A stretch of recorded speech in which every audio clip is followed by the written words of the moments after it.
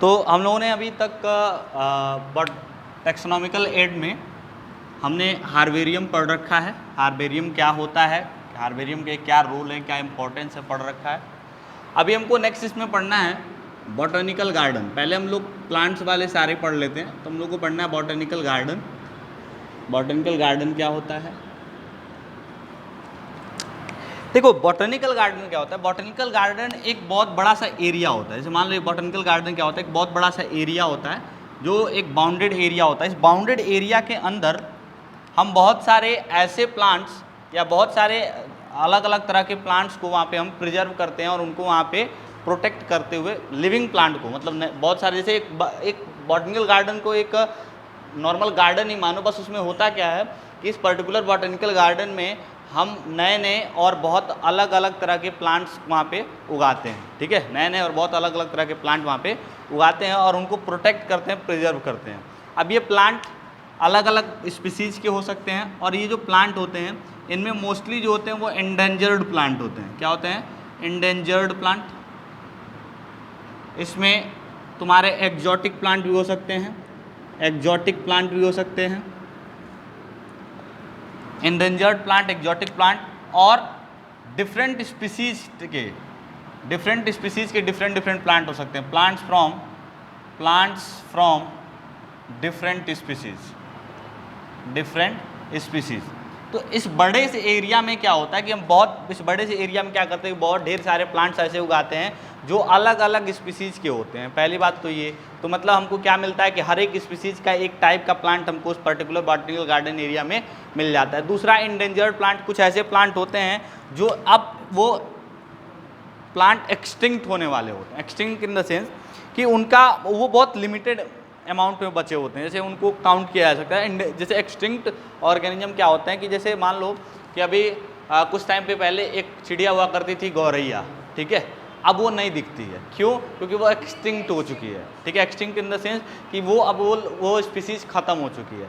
ऐसे ही क्या होता है कि इंडेंजर्ड प्लांट वो प्लांट होते हैं जो अब एक्सटिंक्ट होने के कगार पे आ चुके हैं, मतलब वो बहुत कम संख्या में बचे हुए हैं।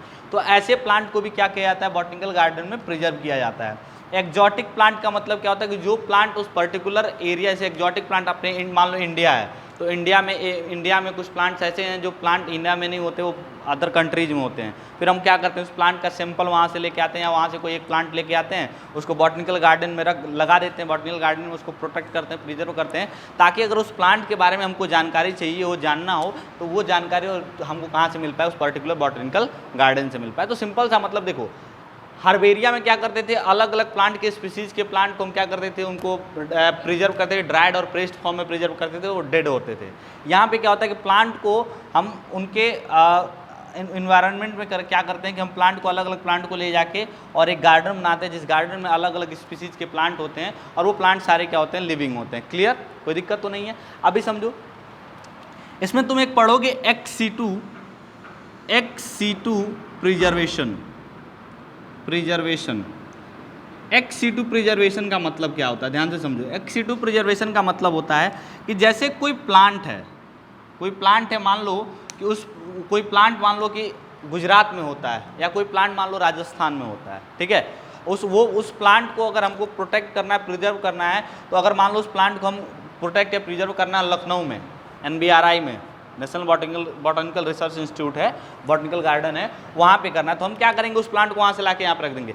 ex-situ प्रिजर्वेशन का मतलब होता है कि जो प्लांट का नेचुरल इन्वायरमेंट है, मतलब कहने का क्या है कि प्लांट का नेचुरल जो इन्वायरमेंट होता है, जिस इन्वायरमेंट में एक्चुअल में वो प्लांट उगते हैं, नेचुरल इन्वायरमेंट, वहाँ से अलग करके हम उसको अगर प्रोटेक्ट करें तो उस प्रोटेक्शन के मेथड को क्या कहते हैं, ex-situ प्रिजर्वेशन। जैसे मान लो क्या है कि मान लो कि कोई एक प्लांट यक्स, मान लो कोई एक प्लांट था यक्स, ठीक है, वो इस वाले बॉक्स में होता था, ठीक है, मतलब इस वाले बॉक्स के अकॉर्डिंग नेचुरली वो इस बॉक्स में होता था। हमने क्या किया, उस प्लांट को उठा के, इस बॉक्स से उठा के हमने यहाँ पे उसको प्रोटेक्ट कर लिया। तो हमने उसको कहाँ प्रोटेक्ट किया, उसके इन्वायरमेंट से बाहर। इस तरह के प्रिजर्वेशन को हम क्या कहते हैं, ex situ प्रिजर्वेशन। क्लियर है? तो बॉटनिकल गार्डन में क्या क्या चीज़ें होती हैं, बॉटनिकल गार्डन एक फिक्स एरिया होता है, उस फिक्स एरिया में हम अलग अलग तरह के प्लांट को प्रोटेक्ट करते हैं, प्रिजर्व करते हैं। किस लिए प्रोटेक्ट करते हैं? मान लो उसको, उसका क्या क्या इंपॉर्टेंस हो सकता है, उसका इंपॉर्टेंस हो सकता है एजुकेशन के फील्ड में। किस फील्ड में हो सकता है? एजुकेशन के फील्ड में। उसका रोल हो सकता है तुम्हारे रिसर्च के फील्ड में, बहुत सारे अलग अलग रिसर्च चलते हैं। उसका तुम्हारा हो सकता है मेडिकल साइंस में, मेडिकल साइंस में मेडिसिन बनाने के लिए। तो अलग अलग चीज़ों में इस बॉटनिकल गार्डन का हम यूज करते हैं। क्लियर बेटा? कोई दिक्कत तो नहीं है? तो बॉटनिकल गार्डन समझ में आया? इनएक्चुअल का ये गार्डन है जहाँ पे अलग अलग प्लांट के स्पीसीज को प्रोटेक्ट किया जाता है। क्लियर? तो जो लिखना है वो लिख लो।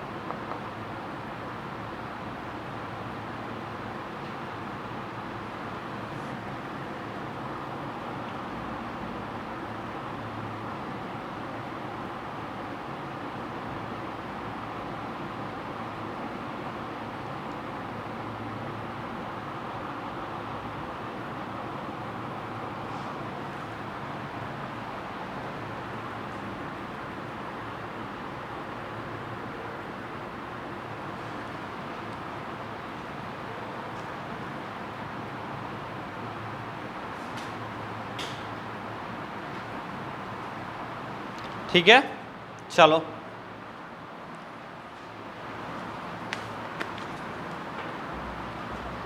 अभी इसके बाद कुछ बॉटनिकल गार्डन्स के बारे में कुछ जनरल नॉलेज यहाँ पे कि क्या कौन कौन से बॉटनिकल गार्डन जो हैं वो इम्पोर्टेंट है, उनके नाम याद रखने, जिस पे क्वेश्चन पूछे जाते हैं कभी कभी। देखो एक जो लार्जेस्ट, वर्ल्ड का लार्जेस्ट बॉटनिकल गार्डन है वो है royal botanical garden. Largest botanical garden, largest botanical garden ये कहाँ पे है बेटा? क्यू में। कहाँ पे है? क्यू। कहाँ पे?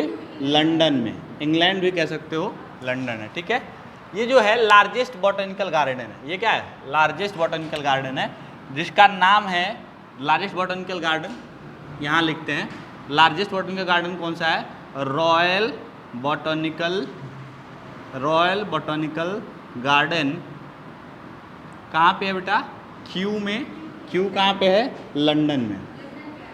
ये लगभग 200 एकड़ में फैला हुआ है। कितने एकड़ में बेटा? 200 एकड़ में फैला हुआ है, ये रॉयल बॉटनिकल गार्डन है।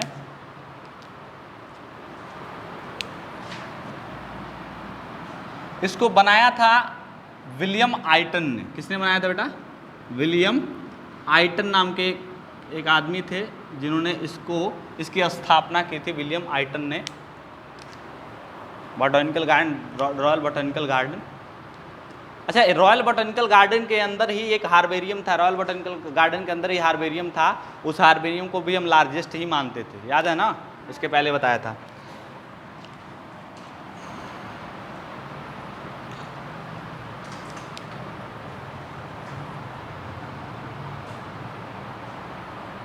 हो गया?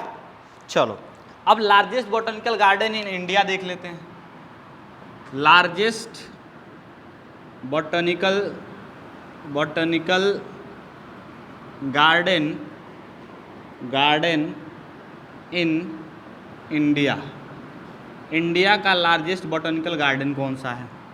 तो इंडिया का लार्जेस्ट बॉटनिकल गार्डन है इंडियन बॉटनिकल गार्डन।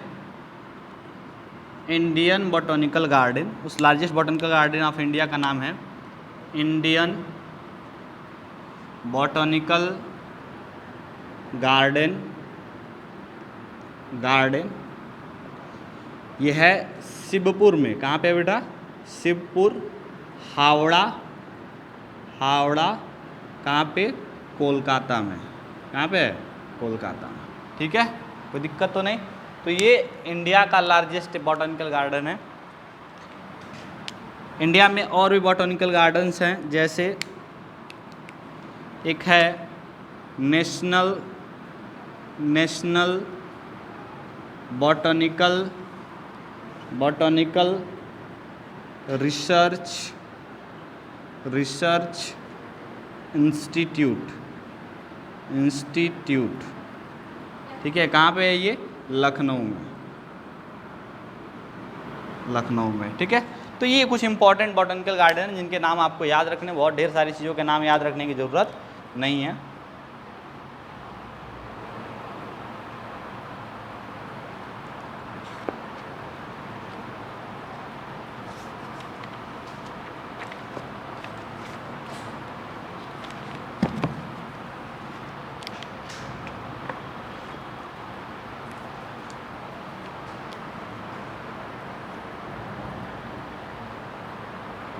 हो गया?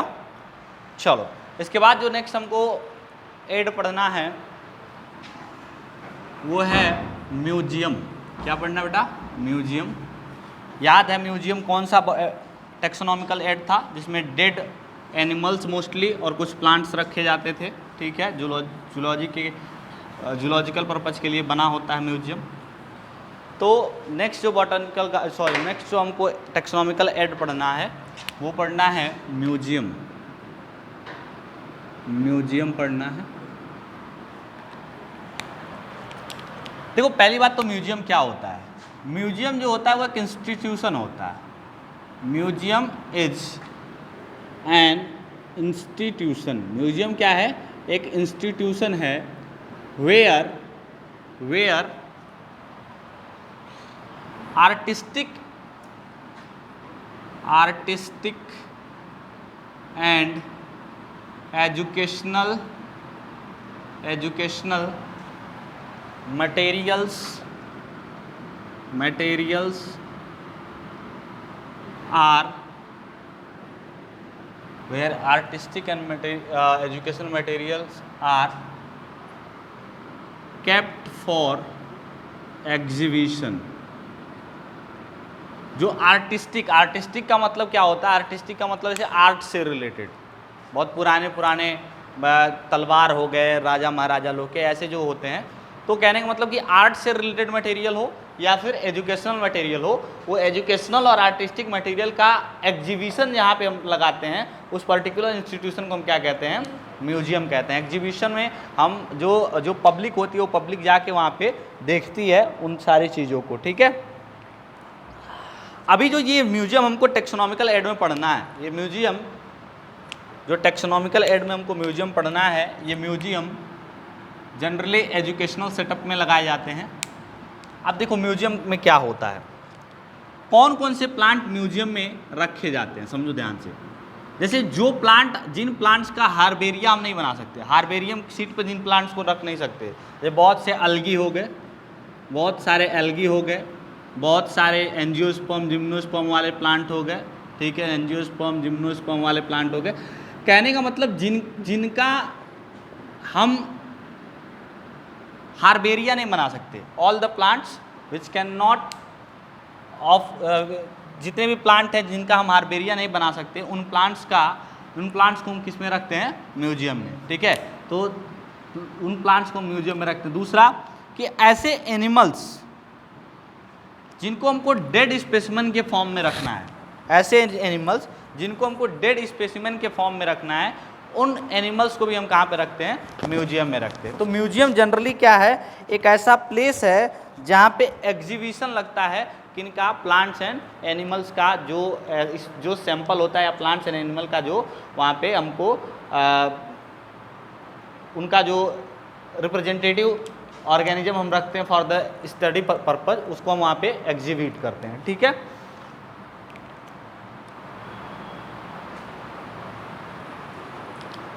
अब देखो यहाँ पे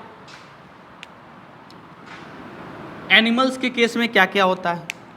एनिमल्स के केस में जो स्मॉलर एनिमल्स हैं, इन स्मॉलर एनिमल्स को फॉर्मेलिन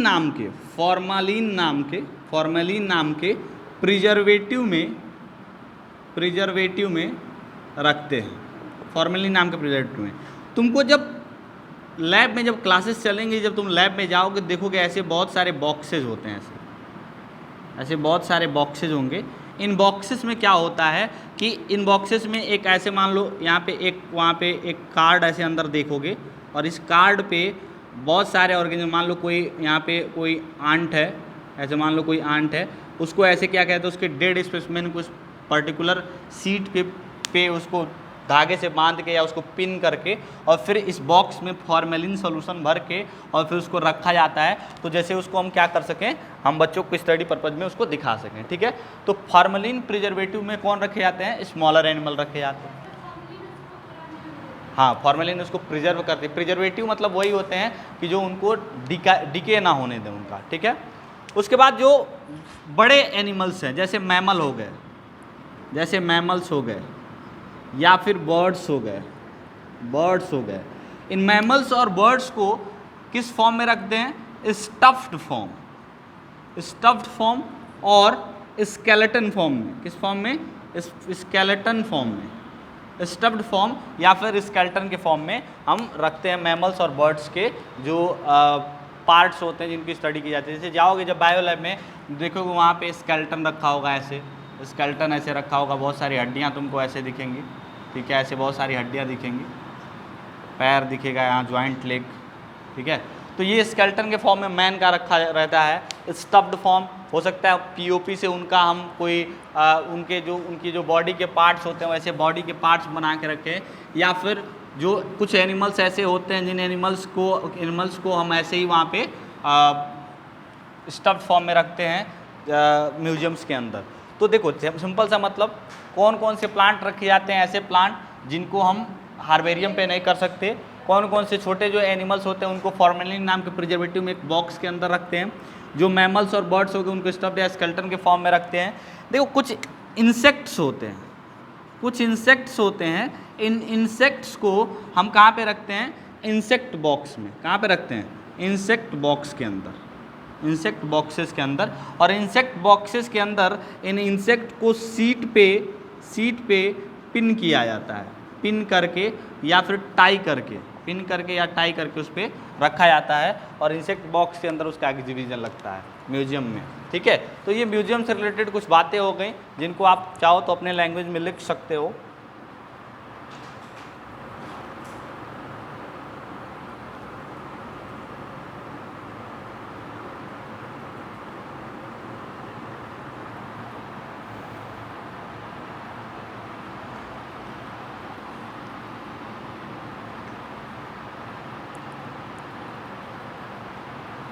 हो गया?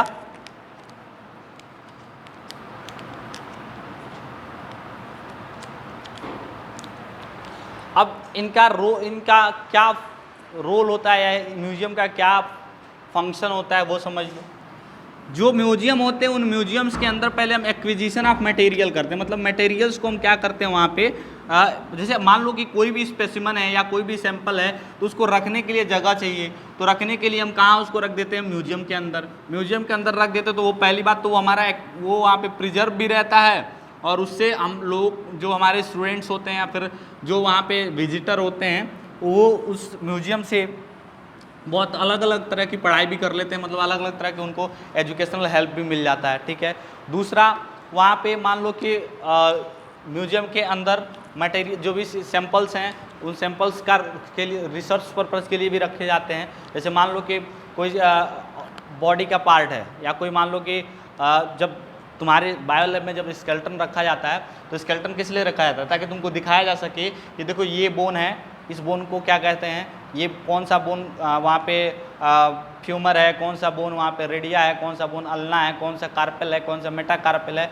कौन सा बोन हेड का पार्ट है, कौन सा बोन रिब्स का पार्ट है। तो ये एजुकेशन में भी हेल्प करता है, रिसर्च में भी हेल्प करता है। मटेरियल्स को अगर हमको कहीं पे वहाँ पे उसको प्रिजर्व रखना है तो भी हम कहाँ पे रख सकते हैं, म्यूजियम के अंदर भी रख सकते हैं। तो फंक्शन बहुत सारे हैं म्यूजियम के कि वो रिसर्च में हेल्प करते हैं, एजुकेशन में हेल्प करते हैं, मटेरियल के प्रिजर्वेशन में हेल्प करते हैं। ठीक है, कुछ अभी एग्जाम्पल के फॉर्म में कुछ बॉटनिकल गार्डन जो के जैसे हमने नाम लिखे थे, ऐसे ही हम लोग यहाँ पे कुछ म्यूजियम के नाम लिखेंगे। पहला जो वहाँ पे म्यूजियम है नेशनल हिस्ट्री म्यूजियम लंदन में। पहला म्यूजियम कहाँ पे है, National History Museum, National History Museum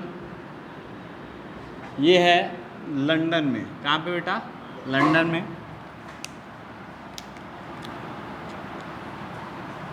National History Museum London में। इंडिया में एक म्यूजियम है Prince of Wales Museum India में है, ठीक है। उसके बाद कुछ और म्यूजियम हैं, United state national museum Washington में। दूसरा जो म्यूजियम है United state national museum, United state national museum कहाँ पे है? वाशिंगटन। वाशिंगटन कहाँ पे है? यूनाइटेड स्टेट में है। तो अब कहीं यूनाइटेड स्टेट यूएसए या अमेरिका लिखा हो तो ये ना कहना गलत बताएं सर, ठीक है। तो ये कुछ म्यूजियम के नाम हैं जिनको आपको याद रखने हैं। म्यूजियम के नाम हैं कुछ जिनको आपको याद रखने हैं, अपने कॉपी में लिख सकते हो।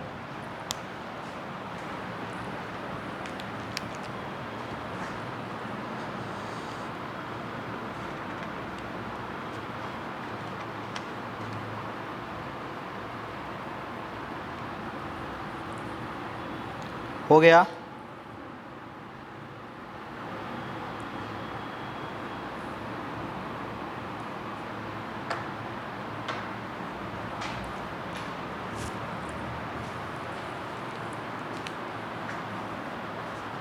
इसके बाद हमको पढ़ना है नेक्स्ट जो टेक्सोनॉमिकल एड है वो है जूलॉजिकल पार्क। क्या पढ़ना है?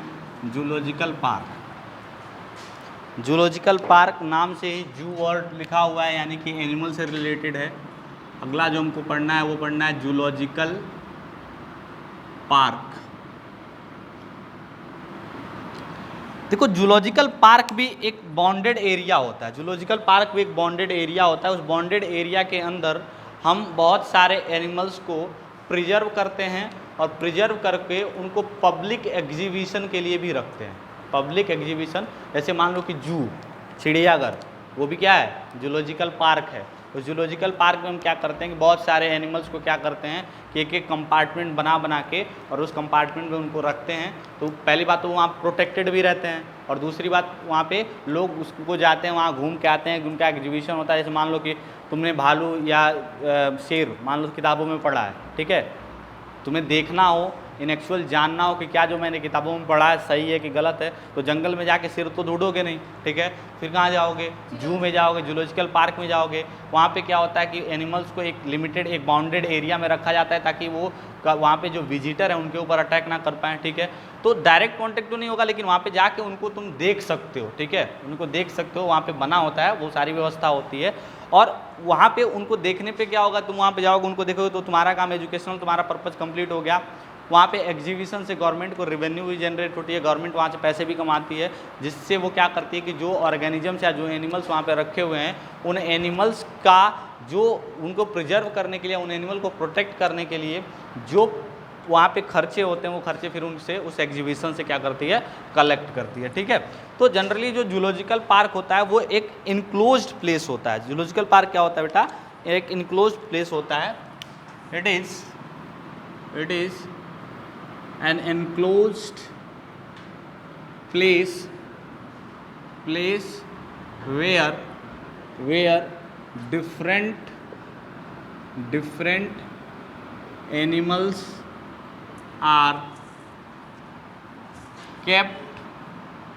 different animals are kept for protection and exhibition to the public, ठीक है। तो यहाँ पे दो पर्पज हैं इसके। एक एग्जीबिशन टू द पब्लिक है। एग्जीबिशन से क्या होगा कि वहाँ पे जो पब्लिक के रिसर्च एंड एजुकेशनल रिक्वायरमेंट है वो कंप्लीट हो जाएगा, और दूसरा उसके साथ क्या होगा कि उस पर्टिकुलर एनिमल का प्रोटेक्शन भी हो जाएगा। क्लियर है? इनक्लोज्ड प्लेस है, इसका मतलब उस प्लेस का बाउंड्री फिक्स है। जैसे बॉटनिकल गार्डन था वैसे ये भी है। तो यहाँ पे एनिमल्स को क्या किया जाता है? प्रोटेक्ट किया जाता है और उनको एग्जीबिशन के लिए रखा जाता है। देखो यहाँ पे जैसे मान लो कि ये कोई जाओगे, मान लो ये कोई जूलॉजिकल पार्क है, ठीक है, तो इस जूलॉजिकल पार्क में क्या होगा कि बहुत सारे ऐसे मान लो ऐसे रास्ते बने हुए हैं, ऐसे बहुत सारे रास्ते बने होंगे, ठीक है, ऐसे बहुत सारे रास्ते बने हुए हैं।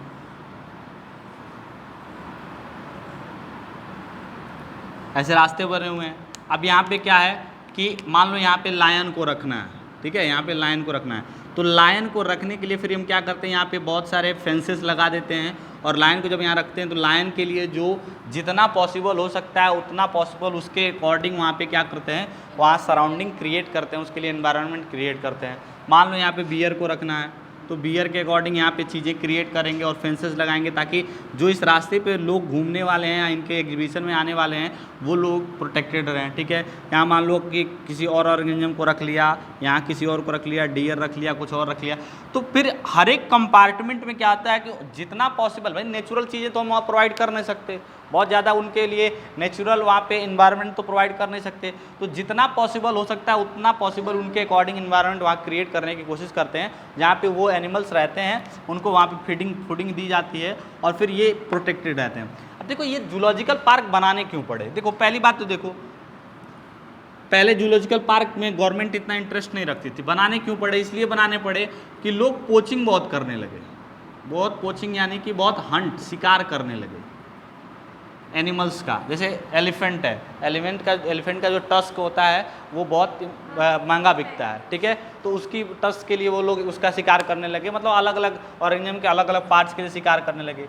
दूसरा रीजन क्या था, दूसरा रीजन ये था कि वो उसके हैबिटाट को नष्ट करने लगे, वहाँ पे उसके हैबिटाट को वो क्या करने लगे, डिग्रेडेशन ऑफ हैबिटाट को उनके क्या करने लगे, वो डिस्टर्ब करने लगे। जैसे मान लो क्या है कि लोगों को लगता है कि अरे हम जंगल में गए, ये प्लांट काट के लेके चले आए, तो प्लांट काट के आप लेके चले आए तो उस प्लांट पे डिपेंडेंट जितने भी एनिमल्स हैं वो भी अफेक्टेड होते हैं। फूड चेन पढ़ा होगा 10th क्लास में, तो फूड चेन में तुमको पढ़ाया होगा कि एक ऑर्गेनिज्म के ऊपर दूसरा ऑर्गेनिज्म क्या होता है, डिपेंडेंट होता है। तो जैसे ही अगर हम कहीं पे कोई इकोलॉजिकल चीज़ डिस्टर्ब करते हैं तो वहाँ पे प्रेजेंट कुछ और स्पीसीज, कुछ और ऑर्गेनिज्म भी क्या होते हैं उसके ऊपर से अफेक्टेड होते हैं। तो पोचिंग और दूसरा degradation of what, habitat, degradation of habitat, इन दोनों की वजह से जब स्पीसीज डिग्रेडेशन ऑफ हैबिटाट,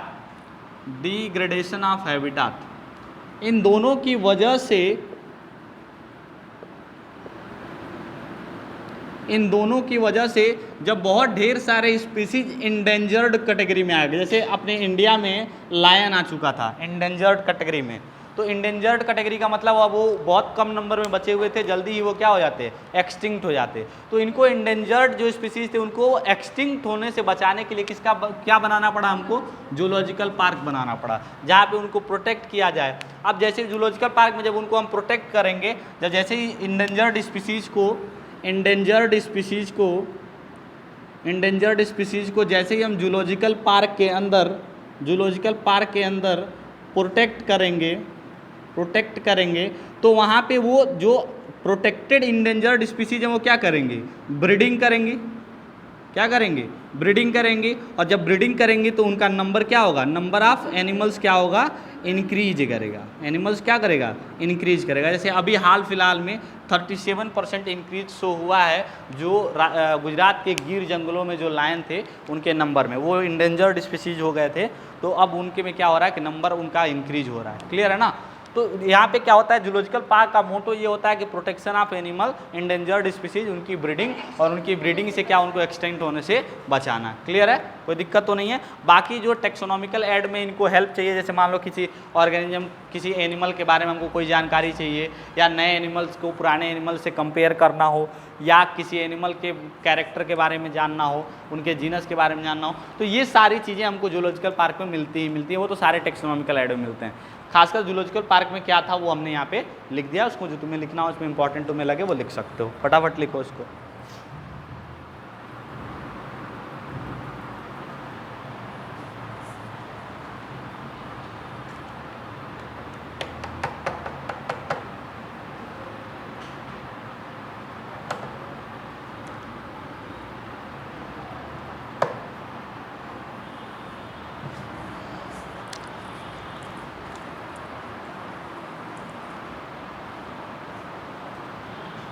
अब देखो एक चीज़ मुझे बताना है, यहाँ पे एक वर्ड और मैं यहाँ पे मिस कर गया।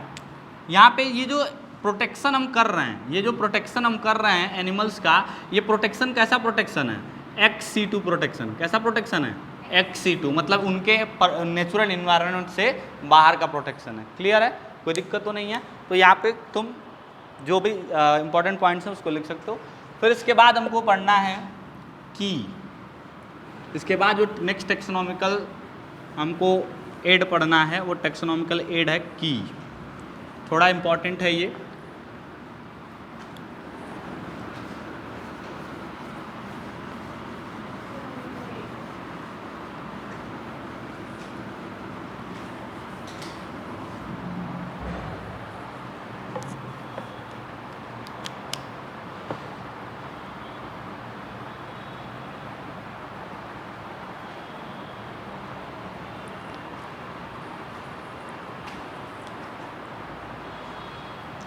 अगला जो टेक्सोनॉमिकल एड है वो है की। देखो की क्या होता है? की को डिफाइन करने के लिए एक सिंपल सा लाइन यूज कर सकते हो कि it is a scheme for the identification of organism is known as की। अब सुनो ध्यान से, की में क्या क्या होता है। की जो होता है इसमें जैसे हम बहुत सारे अल्टरनेट कैरेक्टर्स को हम एक पेयर के फॉर्म में अरेंज करते हैं। जैसे समझो ध्यान से, मैंने की कैसे बनाया, की बनाने का तरीका क्या होता है। जैसे मान लो की 1, ये क्या है? की 1 क्या है? मैंने कहा प्रेजेंस ऑफ सेल वॉल, मैंने कहा एब्सेंस ऑफ सेल वॉल। तो देखो presence of cell wall and absence of cell wall, एक स्टेटमेंट ये हो गया, एक स्टेटमेंट ये हो गया। ये जो अल्टरनेट कैरेक्टर हैं, ये पेयर ऑफ कैरेक्टर हैं, ये पेयर ऑफ कैरेक्टर क्या होंगे? एक की होगा। कैसे? इसलिए की होगा क्योंकि मान लो अगर कोई नया ऑर्गेनिज्म हम लेके आए तो उस नए ऑर्गेनिज्म में क्या करेंगे, हम देखेंगे क्या सेल वॉल प्रेजेंट है, क्या सेल वॉल एब्सेंट है। ठीक है, तो सेल वॉल प्रेजेंट तो यहाँ ट्रिक, सेल वॉल एब्सेंट तो यहाँ ट्रिक। ऐसे ही दूसरे की के हेल्प से क्या करेंगे, एक प्रेजेंट होगा एक एब्सेंट होगा। ऐसे मान लो की 2 कैसे हो गया, मान लो की 2 क्लोरोफिल प्रेजेंट, क्लोरोफिल एब्सेंट। ठीक है, मान लो की 3 क्या हो गया। अब थोड़ा सा आर्बिट्री अरेंज्ड है, नहीं तो वहाँ पे अरेंजमेंट बहुत एक सीक्वेंस में होता है। मान लो कह दिया यूनिसेलुलर, मान लो कह दिया मल्टी सेलुलर। अब ध्यान से देखो, जैसे ही किसी नए ऑर्गेनिज्म को हम लेके आए, मान लो कोई नया ऑर्गेनिज्म यक्स था, इसको लेके आए, तो जब हमको इसका आइडेंटिफिकेशन करना होगा तो पहले हम लेके आएंगे की 1। की 1 में देखेंगे कि क्या की 1 में से कौन सा क्वालिटी इसके में मैच करता है। तो मान लो की 1 में से इसकी क्वालिटी मैच की प्रेजेंस ऑफ सेल वॉल, तो हमने उसको लिख लिया प्रेजेंस ऑफ सेल वॉल। ठीक है, फिर हमने इसको कंपेयर किया की 2 के अकॉर्डिंग, तो मान लो हमको मिल गया क्लोरोफिल प्रेजेंट, तो हमने यहाँ से सेलेक्ट कर लिया क्लोरोफिल प्रेजेंट। ठीक है, मान लो फिर हमने क्या यूज किया की 3, और हमने देखा कि क्या था ये मल्टी सेलुलर।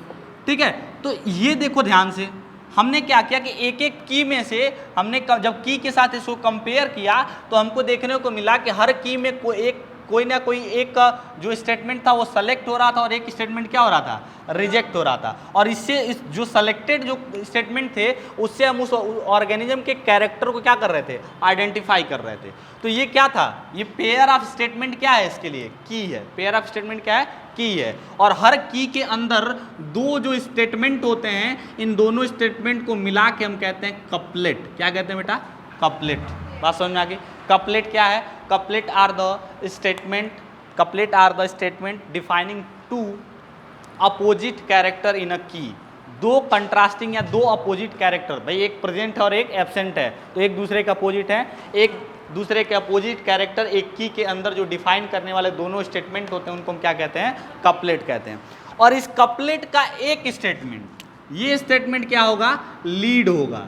ये स्टेटमेंट क्या होगा, लीड होगा। ये स्टेटमेंट क्या होगा, लीड होगा। ये स्टेटमेंट क्या होगा, लीड होगा। ये स्टेटमेंट क्या होगा, लीड होगा। मतलब दो लीड मिला के क्या बनाता है, एक कपलेट। ये क्या होगा, लीड होगा। मतलब कहने का मतलब सुनो, की क्या होता है, दो स्टेटमेंट का ग्रुप होता है, दो कंट्रास्टिंग कैरेक्टर का ग्रुप होता है, जिसमें से जिन दोनों ग्रुप को मिला के हम क्या कहते हैं, दोनों स्टेटमेंट को मिला के कपलेट कहते हैं।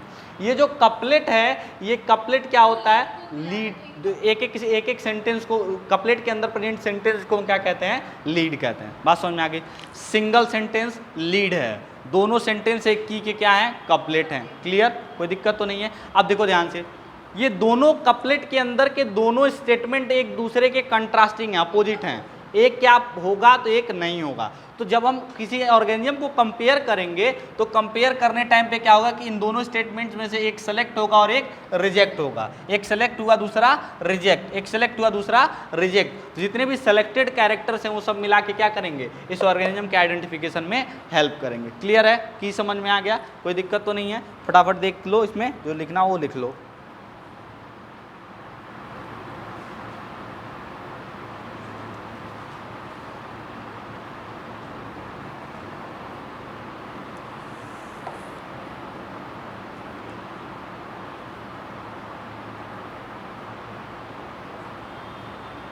कीज को हम किस लिए यूज करते हैं बेटा, कीज का क्या रोल होता है, ये आइडेंटिफिकेशन ऑफ ऑर्गेनिज्म में हेल्प करता है। आइडेंटिफिकेशन ऑफ ऑर्गेनिज्म में हेल्प करता है। क्लियर।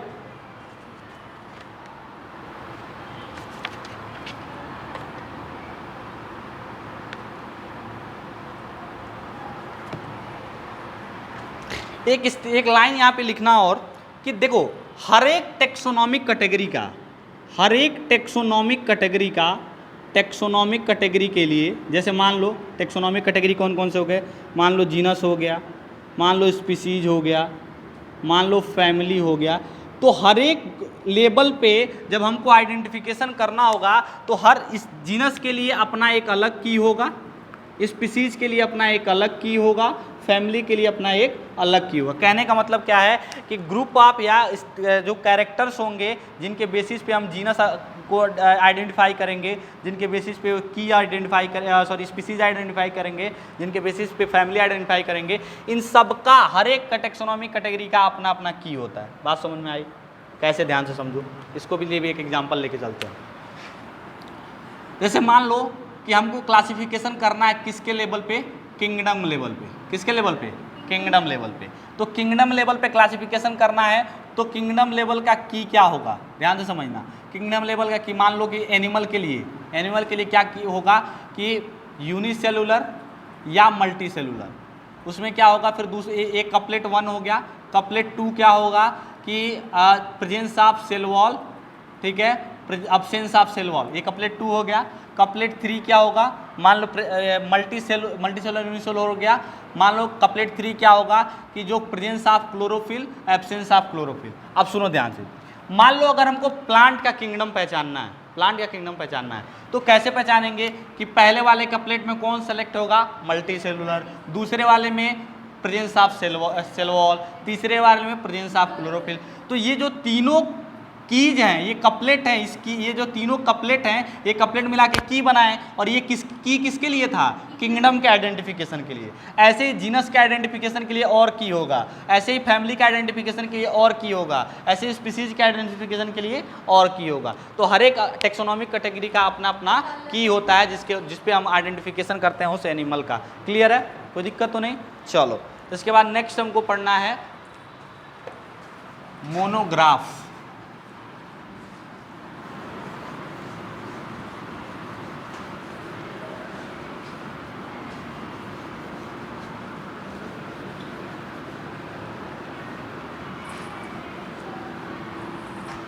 बस लास्ट में दो लाइन के ही बच गए हैं टेक्सोनॉमिक कैटेगरी, उसको हम लोग ख़त्म कर लेते हैं।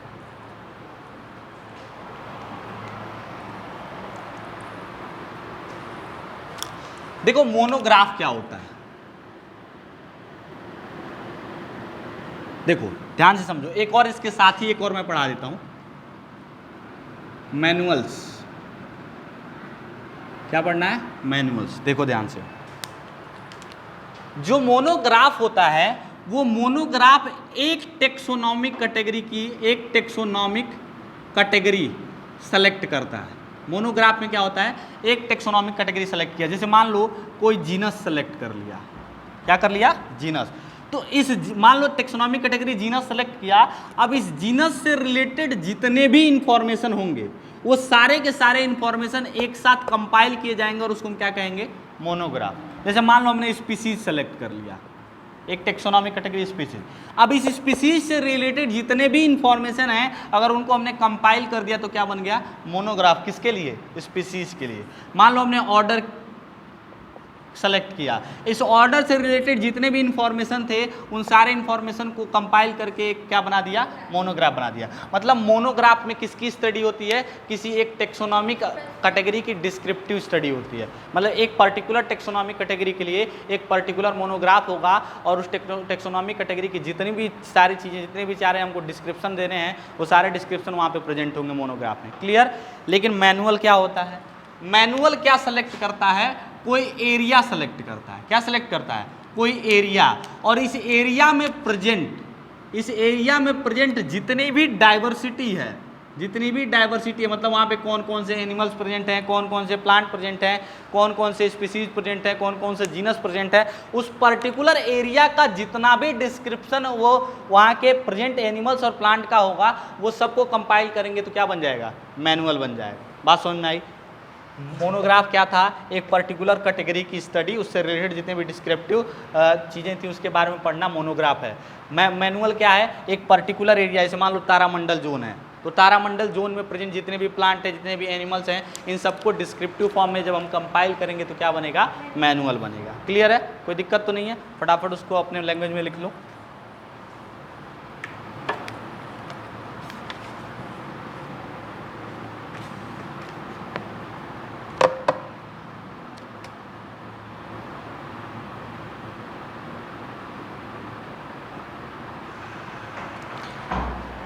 इसके साथ एक और देख लो, कैटालॉग। कैटालॉग क्या होता है,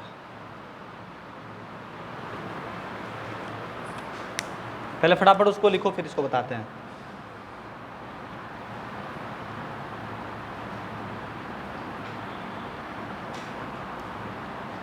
देखो कैटालॉग भी क्या करता है, एक एरिया सेलेक्ट करता है। जैसे एरिया सेलेक्ट हुआ था कहाँ पे, मैमल्स को, मैनुअल्स में, ऐसे ही एक एरिया कहाँ सेलेक्ट होता है, कैटालॉग में। इस एरिया में जितनी भी स्पीसीज प्रेजेंट हैं, इस एरिया में जितनी भी स्पीसीज प्रेजेंट हैं, उन स्पीसीज का डिस्क्रिप्शन अगर हम अल्फ़ाबेटिकल ऑर्डर में, किस ऑर्डर में बेटा, अल्फ़ाबेटिकल ऑर्डर में अगर करें तो उसको हम क्या कहते हैं, कैटालॉग कहते हैं। क्या कहते हैं, कैटालॉग। मतलब कहने का मतलब कि किसी पर्टिकुलर एरिया में प्रेजेंट जितने भी स्पीसीज हैं उन स्पीसीज का नाम अल्फ़ाबेटिकल ऑर्डर में अगर अरेंज करके हम कोई एक डाटा तैयार करें तो उस डाटा को हम क्या कहेंगे, कैटालॉग। मैनुअल्स क्या था, एक एरिया में प्रेजेंट जितने भी स्पीसीज, जितने भी जेनरा, जितने भी फैमिलीज, उनका डिस्क्रिप्शन क्या था, मैनुअल्स था। और मोनोग्राफ क्या था कि किसी एक टेक्सोनॉमिक कैटेगरी का डिस्क्रिप्शन क्या कहलाता था, मोनोग्राफ कहलाता था। ठीक है, तो अभी हमारे पास ये टेक्सोनॉमिक ऐड खत्म हो गए, मतलब ये पहला चैप्टर हमारा जो है वो फिनिश हो चुका है। इस चैप्टर से रिलेटेड जितनी भी डीपीपी है वो तुम्हें मिल जाएंगी। आज जो सेकंड डीपीपी है चैप्टर का वो ले लेना। कल से हम लोग स्टार्ट करेंगे बायोलॉजिकल क्लासिफिकेशन। कल के बाद से क्लास थोड़ा इंपॉर्टेंट होने जा रहा है बायोलॉजिकल क्लासिफिकेशन से, तो डीपीपी सॉल्व करके लेके आना। कल कुछ क्वेश्चन करेंगे डीपीपी से रिलेटेड और फिर आगे के हम लोग बढ़ेंगे उसमें चैप्टर में बायोलॉजिकल क्लासिफिकेशन में।